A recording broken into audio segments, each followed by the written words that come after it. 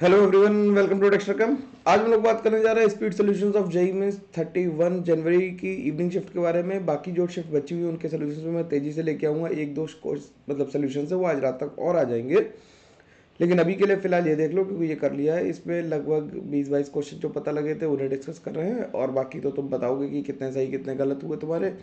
और मेंस अब काफ़ी लोगों का ख़त्म हो चुका है, तो मेंस के बाद की प्लानिंग के लिए मैं 3 तारीख को वीडियो बिल्कुल लेके आऊँगा। पॉजिटिवली 3 को आऊँगा, या कल आ जाएगा या परसों आ जाएगा, दो में से एक दिन जरूर वीडियो तुम्हारे पास पहुँच जाएगा। परेशान होने की ज़रूरत नहीं है, रिलैक्स कर लो एक दो दिन, कोई दिक्कत नहीं है। अभी एक दिन की छुट्टी ले सकते हो, ठीक है। घबराने की ज़रूरत नहीं, फंबल करोगे तो दिक्कत आएगी, वैसे तो कोई दिक्कत की बात नहीं है, ठीक है।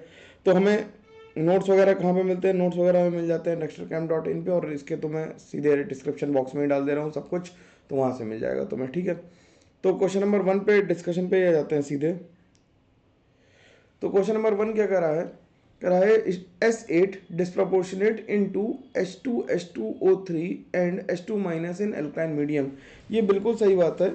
जब हम लोग सल्फर की रिएक्शन कराते हैं, सल्फर की रिएक्शन कराते हैं किससे? NaOH से, तो ये हाइपो बनाने का तरीका है। इससे Na2S और Na2H2O3 बन जाता है। तो ये पहला स्टेटमेंट तो सही है। अगला क्या कर रहा है कि ClO4 minus under goes disproportionation in acidic medium. अब ClO4 माइनस को अगर तुम ध्यान से देख लोगे तो ClO4 माइनस में क्लोरीन की ऑक्सीडेशन नंबर +7 है। +7 ऑक्सीडेशन स्टेट से ऊपर ऑक्सीडेशन स्टेट क्लोरीन शो नहीं कर सकता, तो this can not undergo disproportionation, can not undergo disproportionation reaction, disproportionation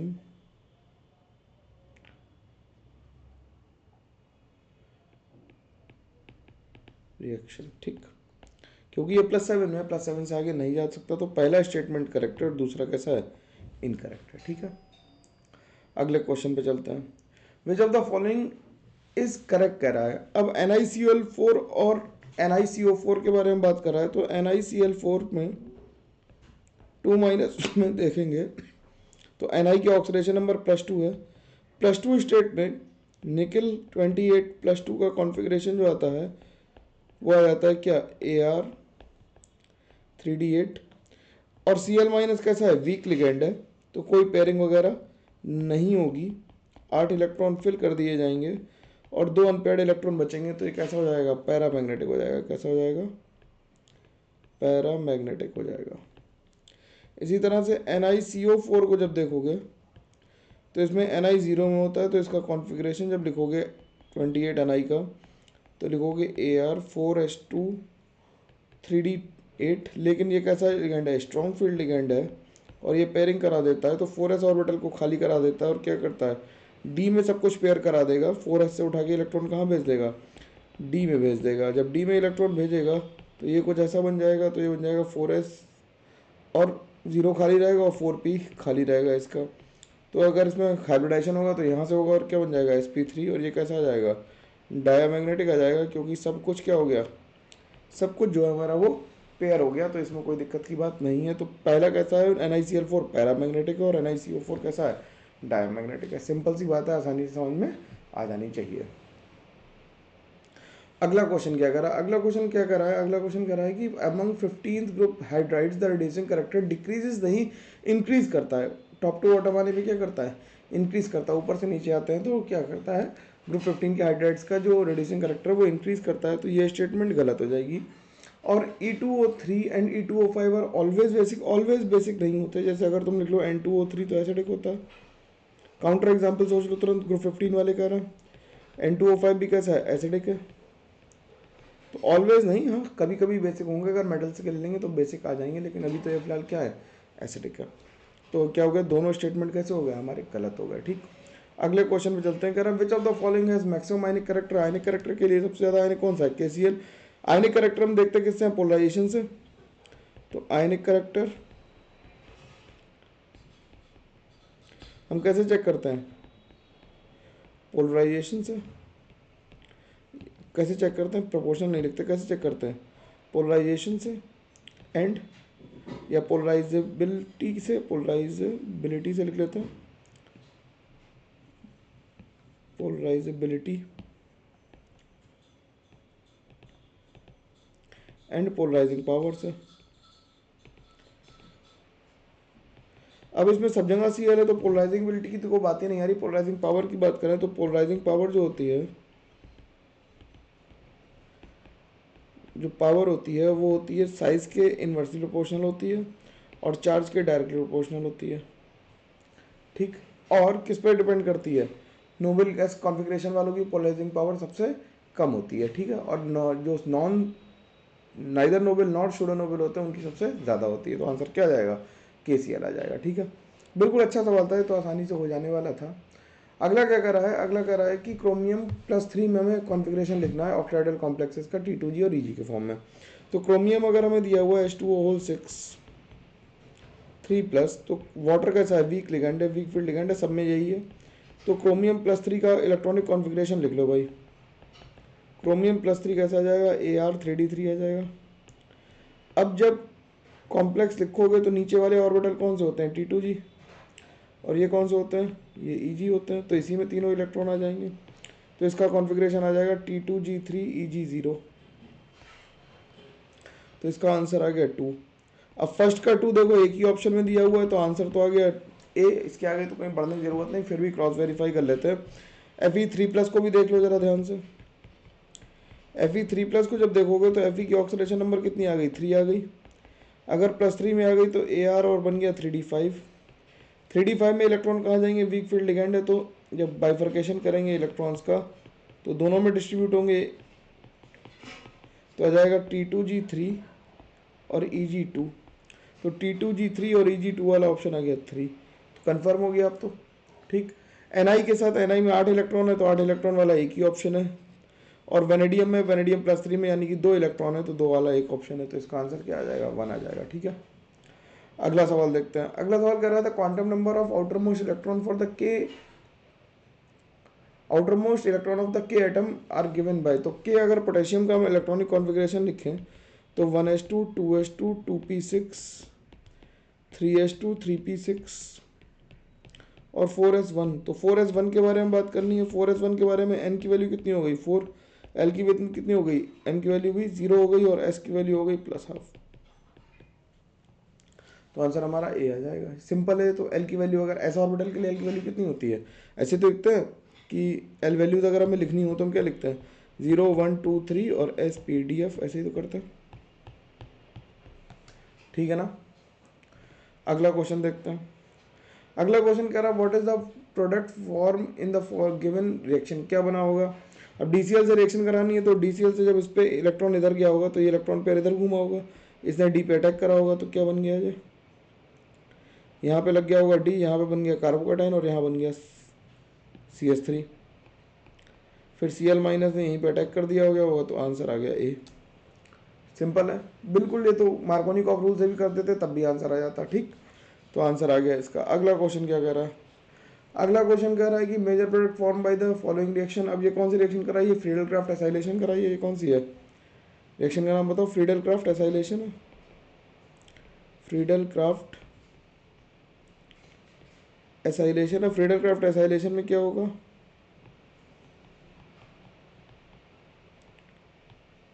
ये बन जाएगा। ठीक, क्लियर है बात? तो आंसर ए आ जाएगा। अगला सवाल देखते हैं। Identify the given reaction. अब ये रिएक्शन है, इसमें क्या CO और HCl यूज किया तो इसे गाटरमैन कोच रिएक्शन कहते हैं। ये तो नाम ही याद होना चाहिए, इसके लिए तो हम कुछ ज़्यादा कर ही नहीं सकते। इसका तो नाम तुम्हें पता ही होना चाहिए तभी कुछ हो सकता है। ठीक है ना, मतलब ये तो नेम रिएक्शन वाले में आराम से हम लोगों ने कर रखा है, इससे कोई दिक्कत नहीं है। अगला सवाल डी ब्लॉक का बहुत NCERT के अंदर से घुस के पूछा गया सवाल है। करा choose the correct answer. Mn2O7 is a oil at room temperature. तो ये ग्रीन कलर्ड ऑयल होता है, ग्रीन कलर ऑयल होता है। कलर की स्पेलिंग में बी लग रहा तुम्हें, है नहीं। कलर ऑयल होता है एट रूम टेम्परेचर। V2O4 जो होता है, V2O4 उसी लाइन में पैराग्राफ से ही क्वेश्चन आ गया पूरा। ये H+ की प्रेजेंस में VO2+ सॉल्ट्स बना देता है। CrO4 ये कैसा होता है? ये CrO ऐसा होता है बेसिक होता है। और V2O5 जो होता है, V2O5 एम्फोटेरिक होता है। ये एम्फोटेरिक होने की वजह से एसिड और बेस दोनों से रिएक्ट करेगा, तो केवल एसिड से रिएक्ट ना करे ऐसा नहीं हो सकता है, दोनों से रिएक्ट करेगा, तो आंसर ये आ जाएगा। ये एनसीईआरटी का एक पैराग्राफ है ऑक्सोनियम आयन वाला, उसी से पूरा क्वेश्चन उठा लिया गया है, चेक कर सकते हो, एनसीईआरटी पढ़ना मस्ट है। कंसीडर द फॉलोइंग रिएक्शन, अब क्या कर रहा है, HNO3 और H2SO4 से नाइट्रेशन करा रहा है। अब नाइट्रेशन हम इसमें मोनो नाइट्रेशन ही कराएंगे क्योंकि कहीं पे भी हमें एक्सेस में नहीं दे रखा, और ब्रोमीन के साथ डीएक्टिवेशन भी होगा थोड़ा सा।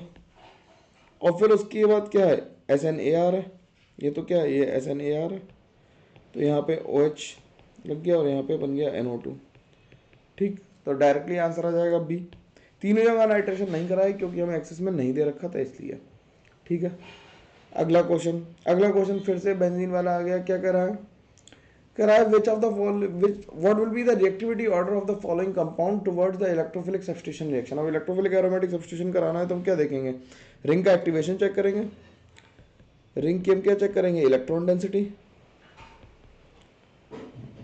तो लिख देंगे greater the electron density on ring greater will be the rate, greater the electron density on the ring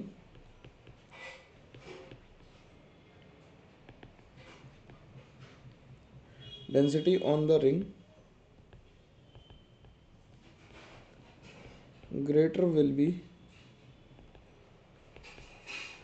the reactivity। ठीक, तो ग्रेटर रिएक्टिविटी किसकी आएगी, इसमें क्या लग रहा है, इसमें प्लस एच लग रहा हुआ, प्लस आई लग रहा, इसमें माइनस एम और माइनस आई लग रहा, इसमें माइनस आई लग रहा और इसमें तो कुछ नहीं लग रहा, तो सबसे ज़्यादा क्या हो जाएगा, 4, 4 के बाद आ जाएगा 1, 1 के बाद आ जाएगा 2, 2 के बाद आ जाएगा 3, माइनस एम और माइनस आई वाला सबसे पीछे आएगा, तो आंसर इसका बी आ जाना है। ठीक है, अगला सवाल क्या कर रहा था, correct IUPAC structure for the given compound है, नाम लिख लेते हैं। क्या कह रहा है, 2,2 डाइब्रोमो 1 फिनाइल पेंटेन कह रहा है, तो अब इसमें तो नंबरिंग कर ही नहीं पाओगे, इसमें नंबरिंग करोगे तो 1 2 3 4 5, तो यही आंसर लग रहा है। इसमें तो 1 1 1 आ जाएगा तीनों का, है ना, और इसमें 1 5 आ रहा, बहुत दूर दूर है, दूर से देख के सवाल हो जाता, ज़्यादा बुद्धि लगाने की जरूरत तो थी नहीं। अगला क्या कर रहा है, अगला कर रहा है aniline on reaction with concentrated H2SO4 at 2475 Kelvin gives para bromo benzene sulphonic acid. ये बिल्कुल ठीक बात है, एनिलीन की रिएक्शन पहले जब हम लोग H2SO4 से कराते हैं, H2SO4 से कराते हैं तो पहले अमोनियम सॉल्ट बन जाता है, NH4 प्लस बन जाए, NH3 प्लस बन जाएगा, SO4 माइनस, ठीक, HSO4 माइनस, और फिर ये फर्दर H2SO4 से रिएक्ट करके पैरा पोजीशन पे क्या लगा देगा, ये बहुत कम बनेगा इससे पैरा पे सब्स्टिट्यूशन हो पाएगा। तो मैं अगर ऐसा लगे कि ये मेटा पे सब्स्टिट्यूट कर रहा है तो गलत लग रहा है, और फिर पैरा बेंजीन सल्फोनिक एसिड, अच्छा एन नहीं एच बना देगा, ये हीट करने पे ऐसा हो जा रहा है। ठीक है, अब इस ये जो है इसमें कार्बन नाइट्रोजन और सल्फर तीनों, तो ये Fe के साथ क्या देंगे, FeSCN होल थ्राइस बना देंगे, FeSCN होल थ्राइस बना देंगे। तो ये पहला स्टेटमेंट तो सही है। Aniline forms a salt with anhydrous AlCl3 in Friedel-Crafts reaction, anhydrous AlCl3 के सॉल्ट बना लेता है, बिल्कुल बना लेता है, क्योंकि तभी तो ये मेटा डायरेक्टिंग की तरह बिहेव करता है, और ऐसे प्रोटेक्ट करते हैं किससे, एसिटिक एनहाइड्राइड से, है ना। तो दोनों स्टेटमेंट सही हैं।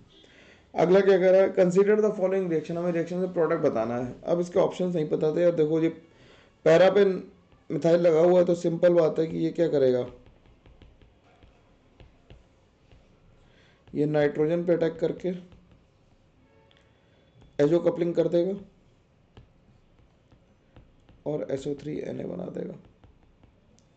ठीक, अगला सवाल देखते हैं।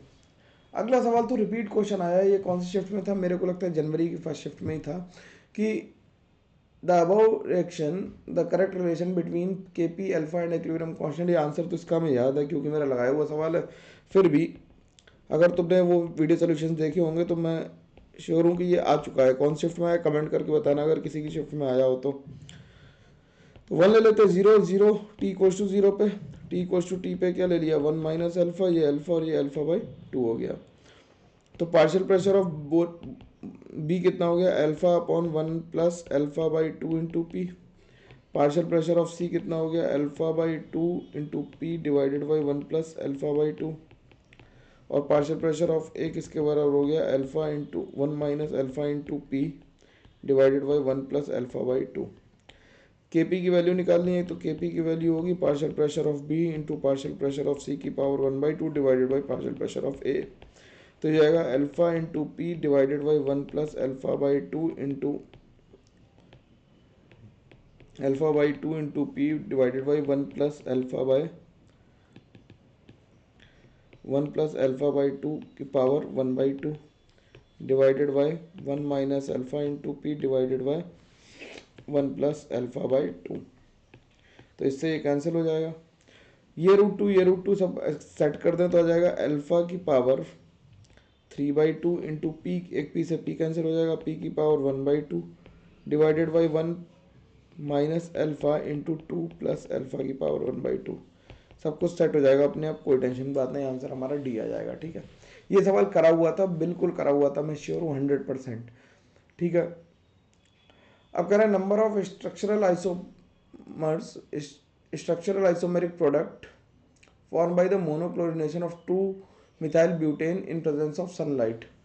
अब स्ट्रक्चरल आइसोमर्स कह रहा है तो तुम्हें ऑप्टिकल नहीं बताने, ठीक, तो मैं दोनों के आंसर बता देता हूँ, तुम देख लेना कौन सा क्वेश्चन पूछा गया था सही से। जो मेरे पास लिख के आया वो सवाल ये है, Cl2H से रिएक्शन होगी, तो अगर स्ट्रक्चरल पूछ रहा है तो क्लोरीन कहाँ कहाँ ला सकते हैं, 1 2 3 और 4, तो 4 क्लोरिनेशन 4 प्रोडक्ट बन जाएंगे structural isomers.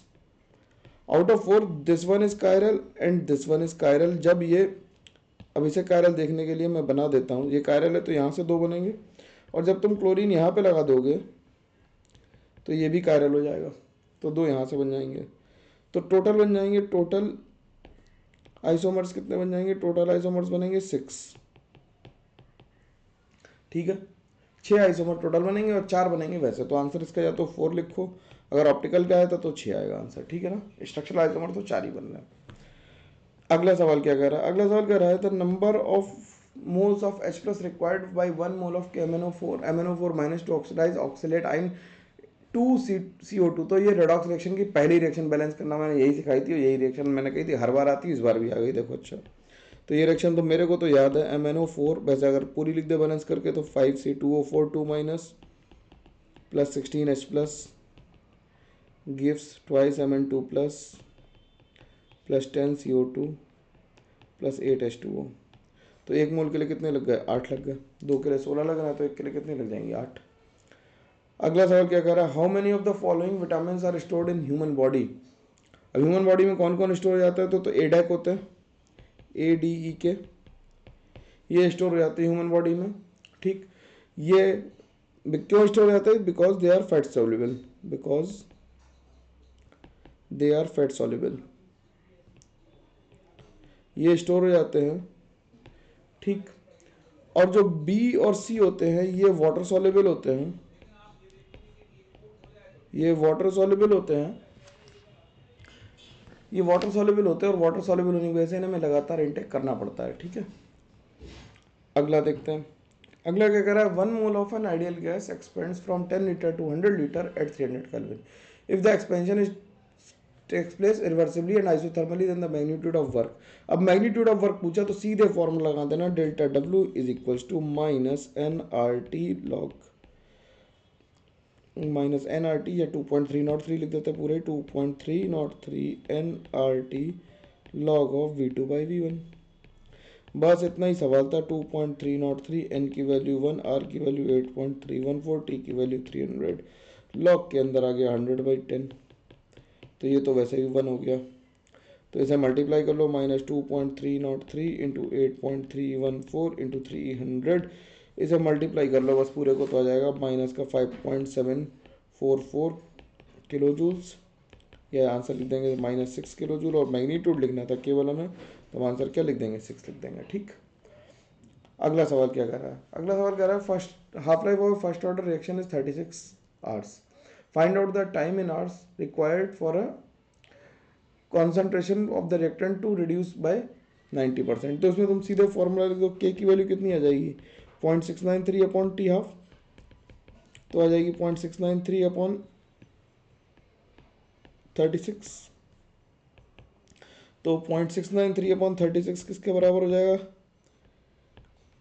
2.303 upon T, log of 90% reduce हो जाना है तो कितना बचेगा, 10 बचेगा, तो ये 100/10 बचा, तो यहाँ पे आ गया 10, तो टी की वैल्यू आ गई 2.303 इंटू 36 डिवाइडेड बाय 0.693, इससे ये कैंसिल हो गया। ठीक, ये 3 टाइम्स जाता तो 10, जो आंसर आ जाएगा वो 119.63 आवर्स आ जाएगा, और इसे अगर पूरा लिखोगे तो कितना आ जाएगा, 120 आवर्स आ जाएगा।